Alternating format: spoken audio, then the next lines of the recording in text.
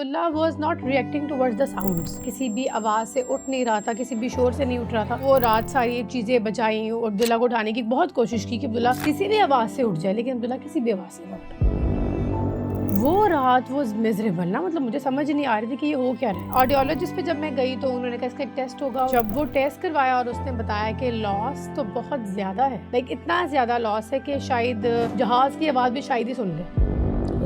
फिर I just went through the cochlear implant surgery में। ये जगह सारी ड्रिल कर कटेगी, अंदर ड्रिल होगा, अंदर एक बेड बनेगा और उस बेड के अंदर इनर डिवाइस फिट होगी। कॉकलियर के बाद जर्नी बहुत आसान नहीं है। It's not like a piece of cake. मुझे अंदाजा हो गया था कि स्पीच थेरेपी बहुत जरूरी है। अगर स्पीच थेरेपी नहीं होगी तो बच्चा नहीं बोलेगा। ईमान के साथ क्या हुआ? Same story. अल्लाह के कहते हैं ना, किस किस नेमत को जुटलाएंगे हम। इतने से हेयर से बाल थे जिसकी ग्रो नहीं हुई कान के अंदर, जिसकी वजह से ये मसला आ गया था। बताया इन्होंने कि आपको ये मसला था, यानी आपको खुद किस तरह से ये सारा एहसास हुआ? नहीं, मेरा एक IQ लेवल बहुत अच्छा है। मैं अक्सर अपनी माँ को वाकया सुना दूंगा कि यार आप, मैं 3 इयर्स का था, आपने इस तरह मुझे डराया था, इस तरह आपने मुझे ये किया था, इस तरह आपने मुझे वो किया था। अब्दुल्ला से दोस्ती है आपकी? थोड़ी थोड़ी बचपन में मैं और अब्दुल्ला इतना लड़ते थे कि हमारी कोई हाथ नहीं। मैं तरस गई भी थी अब्दुल्ला के मुंह से कोई भी लफ्ज सुनने के लिए। पहली मर्तबा जब बोला वो तो that was a precious moment ना, कि अब्दुल्ला ने जब नाना बोला तो वो तो बियॉन्ड एवरीथिंग था। बिस्मिल्लाहिर्रहमानिर्रहीम। फरूक शो में खुश आमदीद। आज हमारे मेहमान 3 मेहमान हैं और सबसे पहले मैं एक बाहिम्मत माँ से मिलवाने जा रहा हूँ जिनकी एक नाकाबिल बयान स्टोरी है। इन्होंने किस तरह 2 बच्चे इनके, ईमान और अब्दुल्ला, दोनों पैदाइशी तौर पे नहीं सुन सकते थे। ये मसला कैसे पता चला, इस मसले को सॉल्व कैसे किया, और सबसे बढ़कर बात यह है कि आज पूरी दुनिया में जो बच्चे इन मसाइल से गुजर रहे हैं उनके लिए ये वसीला बन रही हैं, उनकी मुश्किलात कम कर रही हैं। ये सब कुछ कैसे हुआ? मेरे साथ आज सानिया काशिफ हैं और उनके दोनों बच्चे हैं, बेटी है ईमान और अब्दुल्ला, दोनों साथ हैं। इनकी कहानी इनकी ज़ुबानी जानते हैं। बहुत शुक्रिया, बड़ा अच्छा लगा पहले तो आपको यहाँ पे देख के। आपकी वीडियोज़ और इंटरव्यूज़ तो देखने का मौका मिला, बच्चों को भी देखा, लेकिन मैं चाहता था कि आपको खुद इस तरह से सामने सुना जाए। बुनियादी सवाल तो वही है कि पता कैसे चलता है कि इशू क्या है और उस वक्त क्या एहसासात थे आपके? बस जी, पता तो देखिए, अब एक बच्चा जब पैदा हुआ तो आप फ़ौरन से तो उसको एनालाइज़ नहीं कर पाते कि उसको सुनाई नहीं दे रहा।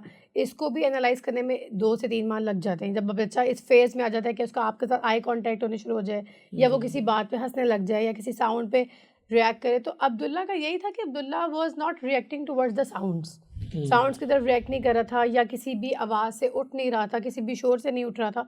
तो वो तो खैर एक चीज़ एक रात में ही मुझे डायग्नोज हो गई। इट वाज नॉट लाइक मुझे आराम से ग्रेजुअली डायग्नोज हुआ। एट नाइट एक दिन रात को लाइट गई और जब लाइट वापस आई तो टीवी चल पड़ा, जिसके टीवी के चलने से बहुत ज़्यादा शोर क्रिएट हुआ और अब्दुल्ला वो सोया वो नहीं उठा। अब्दुल्ला सिर्फ 3 माह का था। तो वो उस वक्त तो आई जस्ट फेल्ट के लोग तो यही कहते हैं कि जी बच्चा सोया वो तो वो शोर से फ़ौरन उठ जाता है, शोर नहीं करे बच्चा उठ जाएगा। तो वो एकदम से मेरे बैक ऑफ द माइंड बात आई। मेरी सास ने थोड़े दिनों पहले ही कहा था कि मैं बुलाती हूँ, ये सुनता नहीं मेरी बात। तो उस वक्त तो मैंने उन बात को मतलब इग्नोर ही किया था। मुझे समझ में नहीं आई कि उन्होंने ये बात क्या बोली है। फिर मैंने वो रात सारी चीज़ें बचाई, अब्दुल्ला को उठाने की बहुत कोशिश की कि अब्दुल्ला किसी भी आवाज़ से उठ जाए, लेकिन अब्दुल्ला किसी भी आवाज़ से ना उठा। वो रात वो मिजरेबल ना, मतलब मुझे समझ नहीं आ रही थी कि ये हो क्या रहा है, क्योंकि अब इतना कुछ मैं कर चुकी थी, ब्रस्ट कर चुकी थी, चीज़ें खड़का चुकी थी, दरवाजे बजा चुकी थी, लेकिन अब्दुल्ला नहीं उठा। खैर ऑल दो फिर अगले दिन मैंने कॉल की जिधर ये पैदा हुआ, हमीद लतीफ़ हॉस्पिटल। मैंने उनसे बोला कि इस तरह मेरा बेटा पैदा हुआ था इस डेट को, तो आई थिंक शायद वो सुनता नहीं है। उन्होंने कहा नहीं मैम, ऐसे कोई टेस्ट हमारे हॉस्पिटल्स में नहीं होते, कुछ बेसिक टेस्ट होते हैं बच्चों के और उसके बाद बच्चे घर चले जाते हैं। यानी ये इस बात का हॉस्पिटल में जहाँ बच्चा पैदा होता है इस बात का नहीं पता चलता कि क्या वो पैदाइशी तौर पे सुन रहा है? नहीं ना, देखिए बाहर के मुल्कों में तो उसी वक्त टेस्ट हो जाते हैं, वहीं पे बच्चा डायग्नोज हो जाता है कि इसको अल्लाह ना करे वो हेयरिंग इम्पेयरमेंट के साथ पैदा हुआ है, या आइज़ का कोई प्रॉब्लम है, या कुछ भी कोई भी इशू है बच्चे के साथ। पाकिस्तान में ये चीज़ें हैं ही नहीं, ये फैसिलिटीज़ ही नहीं है। हालांकि Hamid Latif hospital is very big hospital, तो मुझे यही था कि उन्होंने ऑब्वियसली चेक किया होगा, लेकिन उन्होंने मुझे बताया कि हमने तो ऐसा कुछ भी नहीं किया। मैंने फिर उसके बाद गूगल किया कि वेयर शुड आई गो, क्या मतलब अगर ऐसा कोई मसला आ गया तो मैं कहाँ जाऊँ। खैर उसी दिन मैंने एक ऑडियोलॉजिस्ट का नंबर निकाला। मुझे पता चला कि जी ऑडियोलॉजिस्ट डील करते हैं इस सारे सिनेरियो को। ऑडियोलॉजिस्ट पे जब मैं गई तो उन्होंने कहा इसका एक टेस्ट होगा और टेस्ट ही बताएगा कि इसको लॉस है भी या नहीं। जब वो टेस्ट करवाया और उसने बताया कि लॉस तो बहुत ज़्यादा है, लाइक इतना ज़्यादा लॉस है कि शायद he would not even here the sound of, जहाज़ की आवाज़ भी शायद ही सुन ले। तो वो मेरे लिए तो उस वक़्त तो एक was a very big trauma कि ये क्या बोल रहे हैं, मतलब ऐसा कैसे हो सकता है? बिकॉज़ मेरी कोई फैमिली हिस्ट्री नहीं है, कोई ऐसा नहीं है जिसको मैं जानती हूँ कि उसके साथ ये हैंड हो गया हो। लेकिन जब मुझे पता चला कि अब्दुल्ला के साथ ये मसला है, तो फिर step by step I just gone through the things. उन्होंने मुझे कहा कि इसकी एक सर्जरी होगी जो कि कॉक्लियर इम्प्लांट है। ये आपके लिए भी पहली मर्तबा ये लफ्ज़ है बिल्कुल, कि मेरे ये लिए क्या तो है? हेयरिंग एड्स भी शायद वाज़ वेरी यूनिक। मैंने शायद किसी को हेयरिंग एड्स के साथ भी नहीं देखा था, क्योंकि अब देखिए मैं स्कूलिंग में थी, स्कूल पढ़ रही थी, कॉलेज गई, कॉलेज से शादी हो गई, तो ऐसा मेरी कभी किसी से मुलाकात नहीं हुई जिसको, हाँ, बड़ी एज के लोगों को मैंने सुना था हम कि देखते हैं कि वो थोड़ा लगाते फ़र्क आ हैं। जाता है सुनाई में, तो वो हेयरिंग एड लगा लेते हैं। बचपन से तो मैंने कभी सुनी नहीं थी ये बात कि हेयरिंग एड भी एग्जिस्ट करते हैं या बच्चों को भी लग सकते हैं। खैर जी, उसके बाद उन्होंने मुझे कहा कि आप चेक कर लें, हेयरिंग एड लगा के देख लें, शायद आवाज़ आ जाए। मैंने वो हेयरिंग एड लगवाए कि मे बी आवाज़ आने लग जाए, लेकिन वो 1 साल जब गुजर गया, देयर वाज़ नो, मतलब कोई रिजल्ट नहीं था, कोई रिस्पॉन्स ही नहीं था। स्टिल अब्दुल्ला का वही सिनेरियो था, मैं आवाज़ दे रही हूँ, अब्दुल्ला नहीं बुला रहा। फिर I just went through the cochlear implant surgery. मैंने फिर उस पर रिसर्च की कि मैंने अब कॉक्लियर करवाना है, और that was a very major critical surgery, क्योंकि वो ये जगह सारी ड्रिल कर कटेगी, अंदर ड्रिल होगा, अंदर एक बेड बनेगा और उस बेड के अंदर इनर डिवाइस फिट होगी।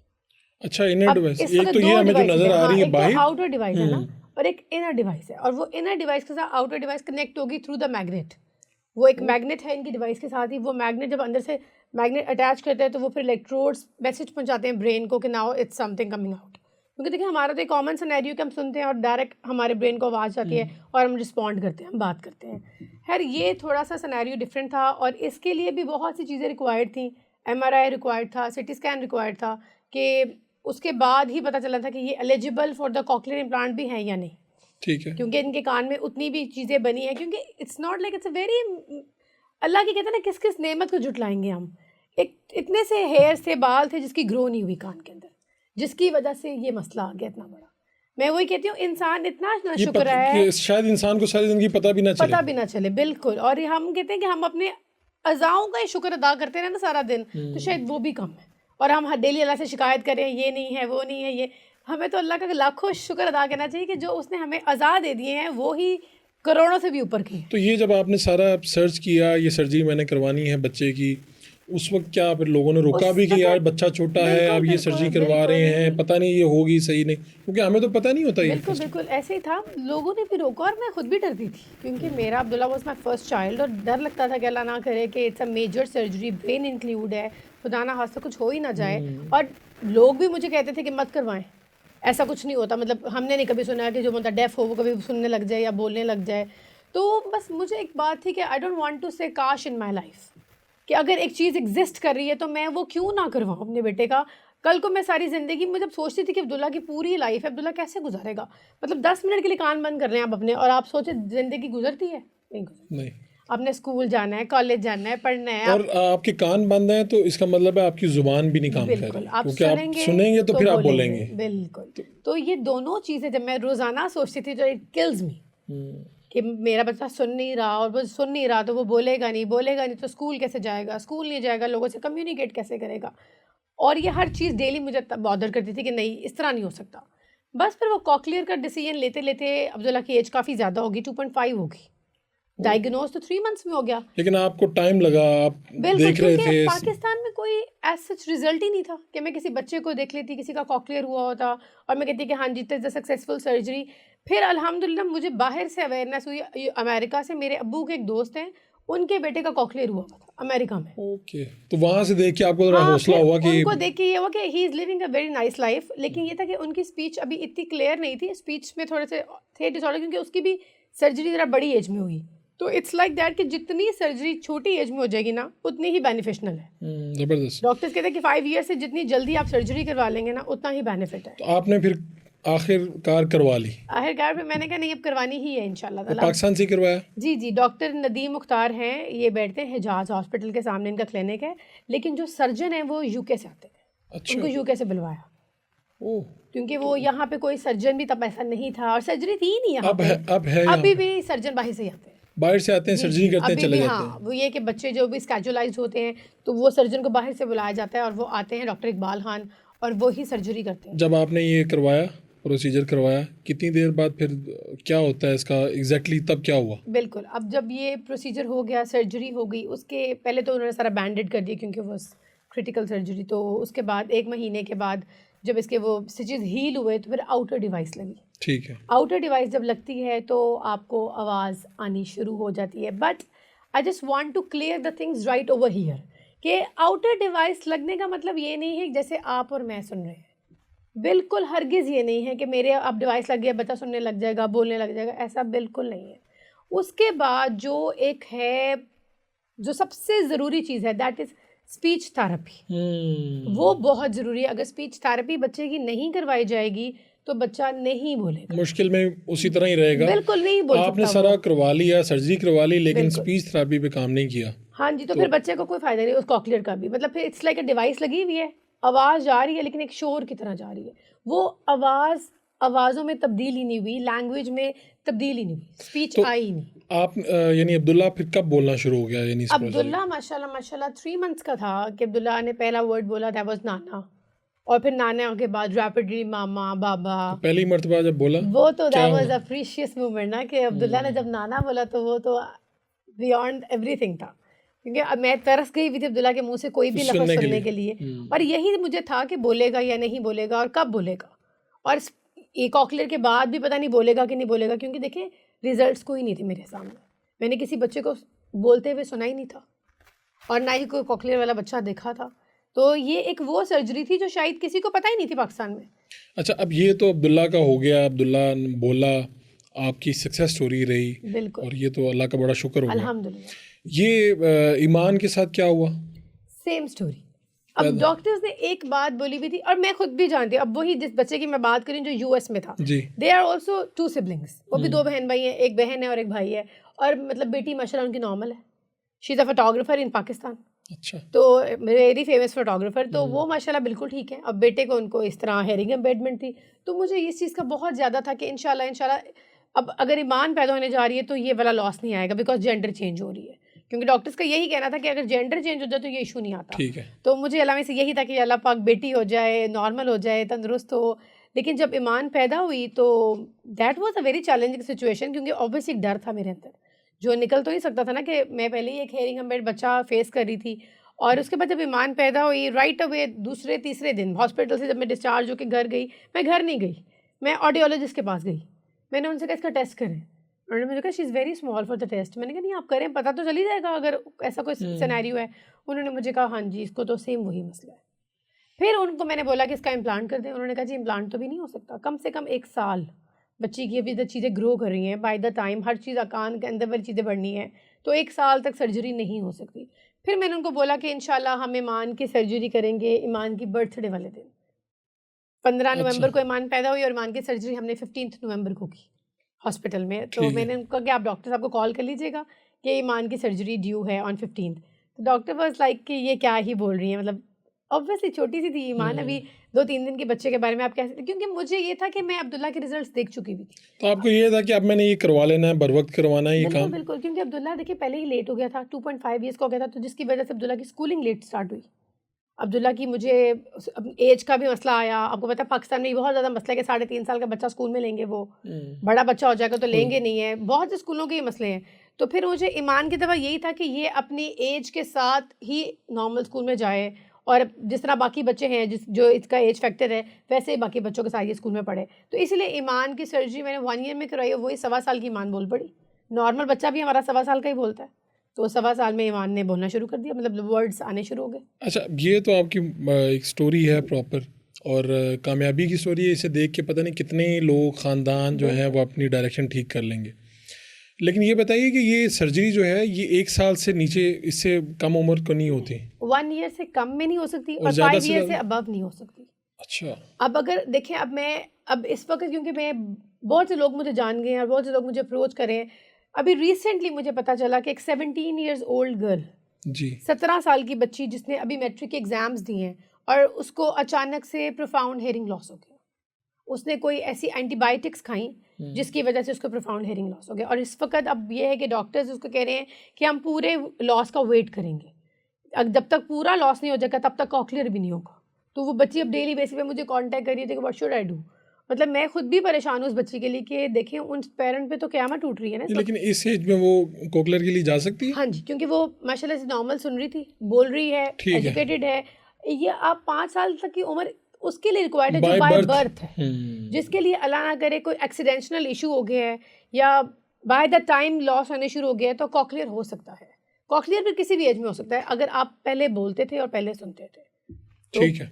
हम कॉकलियर अच्छा, करवा सकते हैं। तो अब ये जो इससे अगला स्टेप है स्पीच थेरेपी वाला, वो क्या है? यानी आपने खुद कैसे सीखा, क्या किया और आज आप क्या कर रही हैं? अब ये है कि जी देखिए, जब मुझे पता चला कि अब्दुल्ला का कॉकलियर होना है तो उस वक़्त मुझे तभी समझ आ गई थी कि कॉकलियर के बाद जर्नी बहुत आसान नहीं है। It's not like a piece of cake कि आपने सर्जरी करवा दी और उसके बाद आपका बच्चा बोलने लग जाएगा, सुनने लग जाएगा। नहीं, मुझे अंदाज़ा हो गया हुआ था कि स्पीच थेरेपी बहुत ज़रूरी है। अगर स्पीच थेरेपी नहीं होगी तो बच्चा नहीं बोलेगा। फिर उसी वक़्त मैंने कुछ ऑनलाइन क्लासेस थी, पाकिस्तान में भी फ़िज़िकल क्लासेस भी ली, डिग्रीज़ ली स्पीच थेरेपी की, ताकि मैं अपने बेटे की स्पीच थेरेपी खुद करवाऊँ। लेकिन नहीं, ऑब्वियसली तब मैं डरती थी कि अभी मुझे कोई एक्सपीरियंस नहीं था। तब स्टार्ट में मैंने डॉक्टर नदीम मुख्तार के क्लिनिक से ही थेरेपी करवानी शुरू की। 5 to 6 मंथ्स मैंने थेरेपी वहाँ से ली, लेकिन बाय द टाइम उस टीचर की शादी हो गई। शी वॉज़ यंग, उसकी शादी हो गई। लेकिन जब उसकी शादी हो गई तो फिर मैंने अब्दुल्ला को खुद थेरेपी कराई, मैंने फिर किसी और से नहीं करवाई। और फिर ईमान की दफ़ा तो कहीं जाने की ज़रूरत ही नहीं थी, मैं खुद ही माशाल्लाह थेरेपी करती थी ईमान की। और अब ये है कि अल्हम्दुलिल्लाह अब माशाल्लाह बहुत से बच्चों की स्पीच थेरेपी मैं कर रही हूँ जो कि आउट ऑफ कंट्री हैं इस वक्त। आप ये ऑनलाइन सेशन देती हैं? जी जी, ऑनलाइन सेशंस दे रही हूँ मैं, मतलब इस वक्त यूके में भी दे रही हूँ, यूएस में भी दे रही हूँ, ओमान में भी दे रही हूँ, बेल्जियम में भी दे रही हूँ। अच्छा, ये जो थेरेपी है ये सिर्फ इस तरह के बच्चों के लिए ज़रूरी है जिनका ये प्रॉब्लम है या नहीं?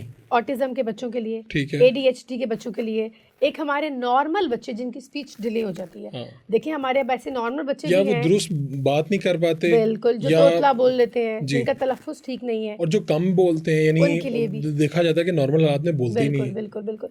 अब देखिए जो बच्चे आप कहते हैं ना जो कम बोल रहे हैं, जो हमें लगता है कि वैसे तो बज़ाहिर ही नॉर्मल हैं, लेकिन अब उनमें कुछ मसले हो सकते हैं। वो ऑटिज़म के शिकार हो सकते हैं, ADHD के हो सकते हैं, स्पीच डिले इश्यूज़ हो सकते हैं। तो ये है कि बच्चों को आप अपने बच्चों को साथ साथ एनालाइज करते रहें, उनका डेवलपमेंट चेकअप करवाते रहें, ऑक्यूपेशनल थेरेपीज़ हैं वो करवाते रहें।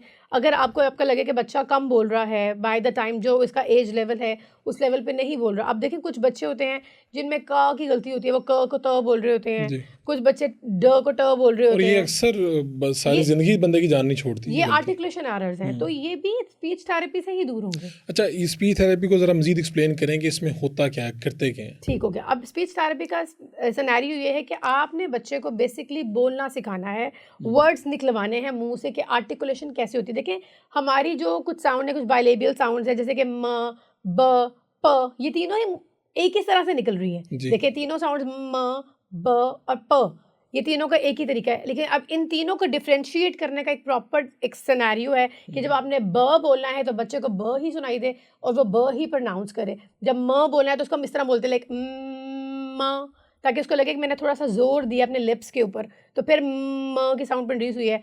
और प को हम बड़ा स्लाइटली से लेते हैं प। तो ठीक है। ये कुछ डिफरेंशिएट्स होते हैं, जिस तरह क, ग। अब कुछ साउंड्स यहाँ से पीछे से प्रोनाउंस हो रही है, ग की साउंड है, क की साउंड है, जो हमारी back of the tongue touch कर रही है ऊपर। तो ये सारी चीज़ें बच्चों को सिखाने से ही आएंगी। अच्छा, जिनका तो ये प्रॉब्लम था, जिसमें से अब्दुल्ला गुजरे, ईमान गुजरे, और इनके लिए कितने सेशन ज़रूरी होते हैं? बिल्कुल। अब स्पीच थेरेपी का ये है कि it depends, it's very to child. अब देखिए मेरे बच्चे थे, मैं कहूँ कि मैं तो डेली करती थी, क्योंकि मैं तो खुद थेरेपिस्ट थी, तो मैं डेली करती थी। अब इस वक्त ये है कि कुछ बच्चों की अच्छी पैकिंग है, अच्छा पैक कर लेते हैं। मैं उनको बोलती हूँ कि अब आप हफ्ते में 2 सेशन ले लें। लाइक मैंने अगर एक सेशन का काम दिया, मंडे को एक सेशन लिया है, तो ट्यूसडे वेडनेसडे तक का काम मैंने दे दिया, थर्सडे को मैं कहती हूँ आप अगला सेशन ले लें, ताकि फ्राइडे सैटरडे संडे वो करके फिर मंडे को आ जाए। तो कुछ बच्चे ऐसे भी हैं जिनको हफ्ते में 3 सेशंस की ज़रूरत है। अब कुछ ऑटिज़म के बच्चे हैं जो हफ्ते में 5 दिन आए, क्योंकि उनके ऑटिज़म डिसऑर्डर्स हैं, उनकी ऑक्यूपेशनल थेरेपीज़ हैं, उनकी फ़िज़िकल थेरेपीज़ हैं, उनके बिहेवियर इश्यूज़ हैं। तो इसलिए it depends on different stages of child. बच्चे की एज पे भी डिपेंड करता है और बच्चे की आई कांटेक्ट पे, IQ लेवल पे, ये चीज़ें बहुत डिपेंड करती हैं। और हर बच्चा देखिए जी डिफरेंट है। अब मेरे ही दोनों बच्चों को देख लें आप, दोनों इंटायरली डिफरेंट थे। Abdullah was very stubborn, Abdullah ज़िद्दी था, शरारती था। ईमान वॉज वेरी कूल एंड काम। ईमान खुद से बैठ जाती थी अपनी चीज़ें लेकर आके, और अब्दुल्ला को मैं लेकर बैठती भी थी तो अब्दुल्ला कहता था नहीं भाई मैंने तो थेरेपी नहीं करनी। तो थेरेपी के मुझे भी तो अभी बहुत से दोनों ही तरीके हैं। शरारती लग रहे हैं अभी। नहीं, दोनों नहीं शरारती थे, ये तो बिल्कुल भी नहीं है, ये बहुत शरारती है और अभी भी है। अच्छा। और ये देखिए ना, अब एक बच्चा है, उसको आप बिठा नहीं सकते, बच्चा बैठता है, उसके साथ आपको खुद बच्चा होना पड़ेगा। थेरेपी का मकसद सिर्फ ये नहीं है कि this you have to bring the cards और एक टेबल और चेयर पे बैठ के करनी है। थेरेपी इट्स थिंग जो आपने सारा दिन करनी है। मैं पेरेंट्स को यही समझाती हूँ कि ये नहीं है कि आप कहें जी मैंने तो 2 दफ़ा करवाई थी, 3 दफ़ा करवाई है, अभी भी बच्चा नहीं बोल रहा। 2 दफ़ा 3 दफ़ा से नहीं लेकिन बोलेगा। वैसे इसकी रेशो क्या है एवरेज अगर हम देखें तो क्या है कि कितने सेशन के बाद बच्चा तकरीबन 1.5 साल 1.5 साल से थेरेपी रिक्वायर्ड है। रिक्वायर्ड 1.5 साल के बाद फिर ये होता है कि वो सारे वर्ड्स उसको बोलने आगे होते हैं, आर्टिकुलेशन एरर्स खत्म हो गए होते हैं। तो नॉर्मल बच्चा तो अपने एनवायरनमेंट से इजीली पिक कर लेता है साउंड्स को, चीज़ों को, वर्ड्स को। हेयरिंग इम्पेयर्ड बच्चा भी पिक करना शुरू कर देता है। क्योंकि मैं भी बड़ी परेशान होती थी कि अब्दुल्ला को मैं कितने के वर्ड सिखाऊंगी, दुनिया में इतने वर्ड्स हैं, लाइक वोकैबुलरी तो देयर इज खत्म नो ही नहीं लिमिट होती। जी। कि आप टेबल है, चेयर है, सोफ़ा है, कारपेट है, आपने उसके अलावा हवा है, पता नहीं क्या क्या चीज़ें हैं, और ये कैसे सिखाया जाएगा। तो इसका तरीका यही है, आप अपने बच्चे से रैंडमली बात करते रहें। आप जो भी कर रहे हैं घर में, जो भी कर रहे हैं, like if you are drinking a glass of water, तो आप उसको मैं पानी पी रहा हूँ, आपने पानी पीना है, देखो पानी कहाँ है, पानी ग्लास में है, ताकि वो बच्चे को समझ आए कि ये ग्लास है, इसको पीना है और पानी है। ये सारे कॉन्सेप्ट आपने देते रहना है। इट्स इज़ नॉट कि आपने बस बैठ के 2 मिनट का या आधे घंटे का सेशन दे दिया। Speech therapy it's a proper effort of a whole day, और आपने अपने बच्चे से इतनी बात करनी है कि शायद आप थक जाएं, आपके अपने खुद के कान थक जाएं, लेकिन आपने बोलना बंद वही नहीं वैसे मैं सोच रहा था आप अपनी ज़िंदगी में कम गो थी, ज़्यादा बोलती थी या इसी तरह थी, क्या था? बिल्कुल। अब ये बड़े मज़े का सवाल है क्योंकि मैं अब ऐसा बड़ा लगता है कि आपके अंदर एनर्जी है, आप पूरा दिन बोल सकती हैं। Now I am high intellectual. पहले ये नहीं था कि I was not a high intellectual guy, लेकिन अब ये कि बोल बोल के थेरेपीज करवा के तो वो एक बहुत अच्छा स्टेमिना बन गया मेरे अंदर कि मैं कॉन्टीन्यूसली बात करती रहती हूँ। और मैं उन माओं को भी यही कहूँगी जो हाई इंटेलेक्चुअल नहीं है, अपने बच्चे के लिए खुदारा दे हैव टू सीखें, बिल्कुल सीखें, सिखाएं। बिल्कुल सीखें। आप अगर 1 या 2 सेशंस भी ले रहे हैं, आप उससे सीखें। और एक ही बात मैं बार बार कहती हूँ, पेरेंट्स कहते हैं कि जी इसको तो समझ ही नहीं आ रही, तो मैंने तो इसलिए इससे बात ही नहीं की, इसको क्या पता कि अब ये क्या चीज़ है। तो मैंने उसको कैसे पता चलेगा जब आप बताएंगी ही नहीं। एक नॉर्मल बच्चे को भी तो हम बताते हैं ना कि बेटे खाना खा लो, आपने बाहर जाना है।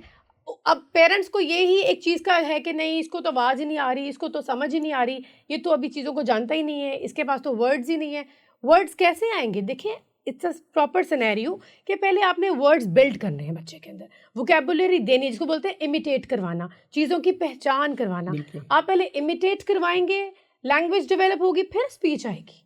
तो इनका इन दोनों के केस में क्या हुआ? यानी आप तो डेली करवाती थी, हाँ तो जी। फिर कब से इनका ठीक हो गया, बिल्कुल स्मूथ हो अब्दुल्ला गया? माशाल्लाह अपनी एज के साथ मतलब साल 1.5 साल बाद अब्दुल्ला ठीक हो गया था कि अब खुद से वो वर्ड्स पिक करने लग गया था। मतलब अब आपने कुछ बोला है तो वो अब्दुल्ला ने मुझे पूछना है कि मामा इन्होंने क्या बोला है, मैंने उसको एलेबोरेट करना है कि बेटे इसका मतलब ये है। अभी भी ऐसा हो जाता है कि देखें बच्चे किसी भी एज में आप कोई नया वर्ड्स आप भी कहीं सुने तो हम फौरन से गूगल करते हैं कि इस बंदे ने क्या बोला है। तो अब आप देखें ना, हर चीज़, और इंसान सारी ज़िंदगी सीखता है। अच्छा, ये तो अब ये तो बच्चों वाला एक हो गया।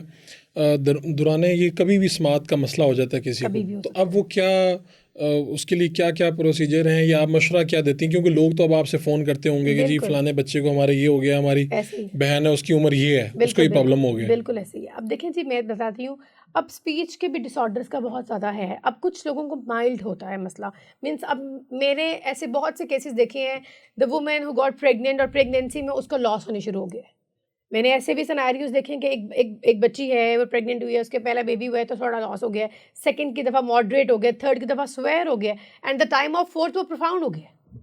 तो ये वाले सिनेरियोज भी आते हैं कि आप देखिए आपके जीन्स चेंज हो रहे थे, आपके हार्मोन्स चेंज हो रहे थे, तो कुछ भी इश्यूज आ सकते हैं। ठीक है। अब मैं बता रही हूँ कि एंटीबायोटिक्स, फिर उसके अलावा बच्चों को फिट्स, कुछ लोगों को बच्चों को बुखार में पड़ने शुरू हो जाते हैं, उसमें भी बच्चों का हेयरिंग लॉस होते हैं, मैंने सुना है और देखा भी है। अच्छा, तो डॉक्टर्स ने आपको क्या बताया कि जिस तरह आपके केस में था, आपने कहा हमारी पूरी फैमिली में कोई ऐसी केस ये हिस्ट्री है बाय ही नहीं बर्थ थी, था, ये मतलब तो बाय बर्थ की क्या वजूहत वैसे इसकी बताते अभी हैं? तक कोई भी वजह डायग्नोज नहीं हुई। ओके। या हो ना कि कोई वजह डायग्नोज हो गई हो, या फिर कोई मेडिकेशन आ गई हो जिसको आप कर बिफोर लें, द बर्थ जी। ले लें, और या कोई इंजेक्शन हो, कोई वैक्सीनेशन हो। अभी तक ऐसी कोई चीज़ डायग्नोज नहीं। तो आप क्या सजेस्ट करती हैं कि अभी जो जिस तरह हमारे यहाँ पे पाकिस्तान में मेरे ख्याल रोज़ लाखों बच्चे पैदा होते हैं, तो क्या टेस्ट वगैरह शुरू में ही हो जाना चाहिए ताकि माँ बाप देखिए, तैयार हों?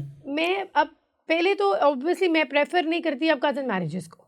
अच्छा, कज़न मैरिजेस को मैं सपोर्ट नहीं करती, लेकिन अगर आप ये कहें कि खाली कज़न मैरिज नहीं, मैंने ऐसे बहुत से सिनेरियो देख लिए हैं कि उनकी ज़ात पात हर चीज़ डिफरेंट है entirely, but they are facing the same problem. आपकी मैरिज कज़न मैरिज मेरी है? कज़न मैरिज है। पहले तो मुझे यही था कि कज़न मैरिजेस में इशू आते हैं, लेकिन अब मैं हज़ारों लोगों को जानती हूँ जिनकी कज़न मैरिज भी नहीं है। मतलब कि वो एक ज़ात के क्या, एक शहर के भी नहीं है, एक कंट्री के भी नहीं है, and they just got married और उनके साथ ये हेयरिंग अम्बेडमेंट का इशू आ गया है। तो ये कुछ नहीं कहा जा सकता। जेनेटिकली कुछ टेस्ट होते हैं, जेनेटिक्स, उससे भी आप करवा लें तो कोई फ़र्क नहीं पड़ता। इट्स लाइक अल्लाह की रज़ा है। ठीक है, लेकिन ये है कि अगर हॉस्पिटल हमारे पाकिस्तान में मेरे ख्याल में बाहर तो बिल्कुल बताते होंगे बिल्कुल, डेफिनेटली। बाहर तो देखा सर्जरीज भी फ्री है ना। हाँ, बाहर तो अब मैं जिस बच्चे की थेरेपी कर रही हूँ, he is in Belgium, Mohammad नाम है उसका, उसके माशाल्लाह दोनों कानों की हुई हुई इम्प्लांट। बाहर तो क्योंकि अच्छा, वो उसे फ्री था। आउटर पे दोनों पे लगाने पड़ते हैं? हाँ, उसने दोनों कानों का इम्प्लांट करवाया, मतलब 3 मंथ्स पहले एक का हुआ है, फिर 3 मंथ्स बाद दूसरे का हुआ है। अब पाकिस्तान में तो देखें ना, एक गरीब इंसान एक इम्प्लांट कराने के लिए कोई ये बहुत लाखों महंगा दफ़ा, it's a very expensive surgery. तो बंदा करोड़ दफ़ा सोचेगा भाई करवाना कैसे। अब मैं, इतने पेरेंट्स हैं जो मुझे फ़ोन करते हैं, मैम कोई तरीका बताएं हमारे बच्चे की सर्जरी दें। मैं कहती हूँ मैं खुद होपलेस हूँ, मैं क्या बोलूँ आपको। ये मैं अपने गवर्नमेंट से बल्कि अपील करना चाहूँगी कि प्लीज़ इस चीज़ को देखें। जो बच्चे बेचारे हेयरिंग अम्पेयरमेंट की लाइफ गुजार रहे हैं, उसके लिए हमारी गवर्नमेंट कुछ करे ना। आप खुद नहीं कभी सोचती कि इस कॉज के लिए कुछ करेंगी? बिल्कुल, मैं तो अब्दुल्ला से कहती हूँ कि अब्दुल्ला, इंशाल्लाह बाय द टाइम ऐसा कोई फाउंडेशन होना चाहिए जहाँ पे ये लोग आएँ और उनका ट्रीटमेंट हो और ये फ्री में हो, ताकि हर बंदा इस चीज़ से इजीली अपने बच्चे को बाहर निकाल सके। देखिए, एक नॉर्मल ज़िंदगी जीना सबका हक है जी। It's not like me only, हर इंसान का, वो अमीर है या गरीब है, एक अच्छी ज़िंदगी गुजारना सबकी, इट्स अ बेसिक नीड। तो आपकी स्टोरी के बाद कितने लोगों ने आपसे रब्ता किया बहुत, होगा? इट्स बीन लाइक, तो आपको तो लगा कि several. जैसे पता नहीं पाकिस्तान में कितने लोगों को ये मसला मैं, आप यकीन करेंगे, मैं लोगों का फॉर्म में ना कभी कभी तो लिटरली आई स्टार्टेड क्राइंग कि या अल्लाह के इतनी दुनिया बैठी हुई है और हर बंदे का डिफरेंट डिफरेंट सीन है। किसी के साथ कुछ हो गया। अब देखिए, 17 साल वही बच्ची का जिसका मुझे मैसेज आया, शी सेड आंटी मैं फ़ोन पे बात नहीं कर सकती क्योंकि मुझे आवाज़ नहीं आ रही, लेकिन मैं आपसे टाइपिंग पे बात कर सकती हूँ। तो मैं, अब देखें मैं क्या करूँ उस बच्ची के लिए। अब उसका कॉकलियर भी नहीं हो रहा। डॉक्टर्स ने उसको हेयरिंग एड्स लगा दी हैं। अब डॉक्टर्स कहते हैं कि जी पूरे लॉस का वेट करेंगे हम, पूरा 100 डेसिबल होगा तो कॉकलियर होगा। अब आपका लॉस क्योंकि 60-70 है तो आपका कॉकलियर यानी नहीं उसे हो वेट सकता। करना है कि जब तक ये पूरा लॉस नहीं हो जाता तब तक वो या नहीं तो अल्लाह करे सर्जरी। उसका रिकवर हो जाए, जो लॉस हो गया वो रिकवर हो जाए, या फिर वो पूरे लॉस तो का ये वेट यानी करे। अगर इस परसेंटेज में हो तो आपको कम सुनाई देता है? कम सुनाई देता है। अब वो कह रही मुझे हेयरिंग एड से ना शोर सुनाई देता है, मुझे हेयरिंग एड से आवाज़ नहीं आ रही। मैंने उसको यही समझाया कि बेटे अभी use to start having hearing aids, क्योंकि हेयरिंग एड से कुछ तो सुनाई देगा ना, कुछ साउंड देखे ना। अब साउंड्स की भी तो फ्रीक्वेंसीज है ना। अब देखिए, की साउंड है, की साउंड है, इसकी फ्रीक्वेंसी डेसिबल 40 है। अब वो 40 वाला कौन है जो मैं और आप सुन रहे हैं? ठीक है। अब जिस बच्चे का मॉडरेट हो गया है वो की साउंड नहीं सुन सकेगा। अब बच्चों की भी मैपिंग होती है, इसमें proper sound frequency level set होते हैं। अब इस वक्त अब्दुल्ला और ईमान की फ्रीक्वेंसी बिल्कुल वही फ्रीक्वेंसी जो आपके और मेरे कानों की अल्लाह की तरफ से फ्रीक्वेंसी है। ज़बरदस्त, बहुत अच्छा लगा आपसे बात करके। मैंने अब इन दोनों बच्चों से बात करते हैं।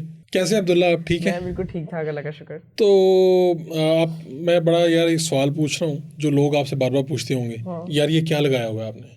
ऐसी है, आपसे ये सवाल तो होता ही एक है, कॉमन क्वेश्चन है। और मैं तंग तो नहीं आ गए आप इससे? इस सवाल से तंग तो नहीं आ गए? नहीं, अब मैं मतलब बहुत स्ट्रॉन्ग, उन्होंने मुझे बहुत स्ट्रॉन्ग बनाया है, तो मैं उनको मतलब फ्रीक्वेंटली बता देता तो हूँ फिर पूरा सुनाना पड़ता है कि क्या हुआ था? मैं बचपन से मैं उनको कहता हूँ यार मेरा इस तरह हेयरिंग लॉस था, तो ये डिवाइस है, इसकी मदद से मैं सुनता हूँ, मेरे लिए दुआ करना, बस इतनी सी बात में खत्म कर देते हैं। वो अगला बंदा भी चुप कर देता है, अगले बंदे ने क्या तो कहना। अब तो आपके जो साथ में क्लास फेलोज वगैरह हैं उन्होंने भी देख लिया है, उनको पता चल गया, उनके लिए भी एक नॉर्मल हो गई है। जैसा अगर मैं आपको पहली मरतबा देखूंगा तो मैं कहूँगा बच्चे ने क्या लगाया है। ऐसी है। अच्छा, तो अब आप कोई प्रॉब्लम ऐसा सुनने में, बोलने में, तो आप जब आपको खुद होश आया, जिस तरह अभी आप हमारे साथ बातें कर रहे हैं, यानी आप जब छोटे थे और जब आपको बंदे को पता चलता है ना, चीज़ें याद रहना शुरू हो जाती हैं, मेरी चचा फलां हैं, दादी वो हैं, दादा, तो आपको जब ये पता चला तो बताया इन्होंने कि आपको ये मसला था, यानी आपको खुद किस तरह से ये सारा एहसास हुआ? नहीं, मेरा एक IQ लेवल बहुत अच्छा है। मैं मतलब कोई भी एक चीज़ उन्होंने बताई है ना, कि मतलब कोई वर्ड या कोई लाइन, या आप किसी फैमिली मेम्बर से मिले या कोई भी बात हुई है, तो पहली बात ये कि मैं वो बात नहीं भूल सकता। मेरा मतलब IQ इस मामले में अल्लाह का शुक्र है बहुत अच्छा है। मतलब कोई भी बात है, अगर मेरे आप खुद की बात कर लें, मैं 3 साल का था, मैं अक्सर अपनी माँ को एक वाकया सुना दूंगा कि यार आप मैं 3 इयर्स का था, आपने इस तरह मुझे डराया था, इस तरह आपने मुझे ये किया था, इस तरह आपने मुझे वो किया था। तो मेरा IQ लेवल बहुत अच्छा है, तो मैं मतलब मुझे भूलने का बिल्कुल मसला नहीं है। तो आपके बाद में भी कोई सेशन चलते रहे, ये सब्जेक्ट ट्रीटमेंट वगैरह हो गया, कोई बाद में भी सेशन हुए? तो ये ना कि अम्मी करवाती रही आपकी स्पीच थेरेपी वगैरह, उसके अलावा भी डॉक्टर के पास जाना वगैरह आना लगा रहता है? नहीं, अब तो ऐसा अब जैसे तो कोई ये कि अगर कोई डिवाइस आपने चेंज करनी है या नहीं लेनी है या कोई डिवाइस में इशू आ ये गया कब होती है वैसे चेंज वगैरह? नहीं, अब ये तो डिपेंड करता है। अब देखें, अब मैंने जो डिवाइस, अब बच्चों की जो पुरानी डिवाइस है वो सुना कंपनी ने बनानी बंद कर दी है, अब वो पीछे से बनेगी नहीं, तो obviously I have to buy the new one. तो इस तरह के मतलब आ जाते हैं। और फिर उसके अलावा अगर बच्चे स्कूल गए हैं, गिर गई है, तो कोई मसला आ गया, नहीं आवाज़ आ रही है। अब थोड़े दिनों पहले इसी तरह वो अब्दुल्ला की डिवाइस अचानक से बंद होगी सडन, और वो दिन फ्राइडे थी, सैटरडे थी, है ना, सैटरडे नाइट थी। और हुआ ये था कि ना मेरी डिवाइस की ना बैटरी लो हो गई। मैंने कहा चलो ठीक है, इसके ना बैटरी पैक्स आते हैं, एक रिचार्जेबल बैटरीज वाला आता है और एक 675 बैटरीज वाला आता है। तो मैं रिचार्जेबल यूज़ करता हूँ। अब मैंने ना रिचार्जेबल बैटरी डाली अपने प्रोसेसर में, मैंने लगाया तो वो लग गया, आवाज़ आने लग गई। मैं गैदरिंग में बैठा, एक डिनर था मेरी नानों घर ना, तो मैं गैदरिंग में था, अचानक ये मेरा प्रोसेसर बंद हो गया। पता नहीं क्या हुआ, कॉइल की कोई चीज़, कॉइल होता है, कोई चीज़ हिल गई, क्या हुआ, वो ना बस अजीब सी आवाज़ आने लगी, टक टक टक टक टक टक। बाकी घर वालों की मुझे किसी की आवाज़ ना है। मैं बहुत परेशान हुआ, मैंने मम्मा को इस तरह का बात सुन रहा, आराम से पूरी गैलरी में पता ना चले हैं। मैंने कहा मैं क्यों बताऊँ, हाँ ठीक है, मम्मा कर लेंगे ठीक। अंदर गया कमरे में, कहा मैं यार इस तरह ही मसला हुआ है। मम्मा ने कहा कुछ नहीं होता, चलो मैं खोल के देख लेती हूँ, रिमोट कंट्रोल आता है इसका। कि यार नहीं नहीं नहीं, अब आपको पता है पूरी गैदरिंग बैठी हुई थी, उन्होंने कहा अब्दुल्ला कहाँ चला गया है, मम्मा कहाँ चली गई है, सारे आगे। फिर ईमान को बुलाया, फिर ईमान का प्रोसेसर का जो कॉइल था मैंने अपने प्रोसेसर के साथ कनेक्ट किया, फिर जाके पता चला कि ईमान का जो कॉइल था वो मेरे साथ कनेक्ट हो गया। और जब मैंने अपना कॉइल ईमान से कनेक्ट किया तो ईमान को भी वही मसला है। तो मुझे समझ आ गई चलो जी कॉइल में इशू। तो उस दौरान आप फिर गैदरिंग में काम शाम कैसे चलाया? गैदरिंग में तो मैंने बहुत बुरे चलाए थे, मोबाइल ही पकड़ के बैठ गया। लेकिन आपने पता नहीं किसी से चलने दिया कि मसला चल रहा है? ये नहीं कि मैंने रोना शुरू कर दिया कि अब मेरा ठीक हो। मैंने गैदरिंग पे भी एंजॉय, क्योंकि मेरी ना लिपसिंग पावर बहुत तेज है। अगर मुझे आवाज ना आ रही तो मैं लिपसिंग, मैं वाटर पार्क चला जाता हूँ। मैं मतलब डिवाइस उतार के मैंने अगर आधा घंटा बैठना है तो मैं बैठ सकता हूँ, और अगर मैंने किसी से बात करनी है तब भी कर सकता हूँ। मेरी लिपसिंग पावर बहुत तेज है। ठीक है, तो यानी मैं गैदरिंग में बैठा, आप मेरी आवाज सुन रहे हैं नहीं सुन रहे हैं, आपको पता चल जाएगा मैं क्या बोल रहा हूँ। हाँ, जबरदस्त। तो आप किस क्लास में पढ़े? मैं पढ़ रहा हूँ प्री-9th में। करना क्या अब आपने, यानी बनना क्या चाहते हो? मैं सॉफ्टवेयर इंजीनियर। सॉफ्टवेयर इंजीनियर बनना चाहते हो। तो जब ये सारी बात आप सुनते हो, अब अपनी मामा से तो आपने काफ़ी मरतबा सुन ली, तो क्या सोचते हो अपनी मामा के बारे में? मैं माँ का बस यही है कि शुक्रिया अदा जितना भी करूँ वो कम है। और इनकी पीछे बहुत मेहनत है, मम्मा की, बाबा की, फिर मेरे दादा दादी की, नाना नानी की। तो मैं सबके लिए दुआएं करता हूँ कि अल्लाह ताला उनको लंबी ज़िंदगी दे। और बस, और सोचते हो कि कुछ करूँगा, जब मेरे पास कुछ इख्तियार हुआ तो मैं इन बच्चों के लिए कुछ ना कुछ करूँगा। ईमान, क्या हाल चाल है आपके? मैं ठीक है अल्हम्दुलिल्लाह, आप सुनाएं। मैं भी ठीक हूँ। तो किस क्लास में आजकल? 4 पढ़ने में मज़ा आता है? जी स्टडी करने में मज़ा आता है? बहुत, थोड़ा थोड़ा आता है, थोड़ा नहीं। अगर मुश्किल वर्ड्स हो, मुश्किल सेंटेंसेस हो, पैराग्राफ हो तो थोड़ा कंफ्यूज हो जाती है, वरना अच्छा लगता तो आपका कौन सा सब्जेक्ट आपका फेवरेट है? है। मेरा फेवरेट सब्जेक्ट नहीं है, आर्ट है। आर्ट सब्जेक्ट भी है, लाइक इस्लामियात। इस्लामियत। तो क्या सोचते हैं बड़े होके क्या बनेंगे? डॉक्टर। डॉक्टर बनेंगे। और घर में सबसे अच्छा कौन लगता है आपको? बाबा। मामा भी अच्छी लगती है लेकिन अच्छा, ज्यादा बाबा अच्छे लगते हैं। बाबा की लाडली है। अच्छा, बाबा मुझे इतना डांटते नहीं है। मामा कुछ मैंने कोई गलत बात कर दी, कोई गंदी चीज़ खराब कर दी, तोड़ दी, तो मामा मुझे डांटेंगे। अब बाबा कहेंगे कि इतना मैं मामा को बना दूंगा। और बाबा मुझे डांटते नहीं है ऐसी चीज़ों से। हाँ, अगर मैं कोई गंदी बात कह दूँ, कुछ इस तरह कि कोई अच्छी चीज़ ना बताऊँ और डैडी को बुरा लगे, तो वो थोड़ा सा कहते हैं कि ऐसे नहीं कहना यूज। तो अब्दुल्ला से दोस्ती है आपकी? थोड़ी थोड़ी। थोड़ी थोड़ी। बचपन में मैं और अब्दुल्ला इतना लड़ते थे कि हमारी कोई हाथ नहीं। तो अब लड़ना छोड़ दिया? थोड़ा थोड़ा अभी भी लड़ते कम कर हैं दिया? किसी चीज़ से। अब देखो, अब हम लोगों ने, हमारे पास फ़ोन है लेकिन हम लोग स्पीकर नहीं होता, तो हम लोगों ने कनेक्ट करना होता है। स्पीकर पड़ा हुआ है, अब मेरा फ़ोन में सही से आवाज़ नहीं आ रही, लाउड नहीं आ रही, कोई हल्की आ रही है, तो अब्दुल्ला पे भी नहीं आ रही। अब मैं स्पीकर पर कर ली तो अब्दुल्ला कहता है कि आओ, फिर शर्त लगाएं कि किसने लेना है कि नहीं लेना। बस फिर उसके बाद फिर जब अगर बैटरी लो होती है ना उसकी स्पीकर की, फिर हम अब्दुल्ला को कहते हैं कि अब्दुल्ला आप ले लो, मैंने ले ली।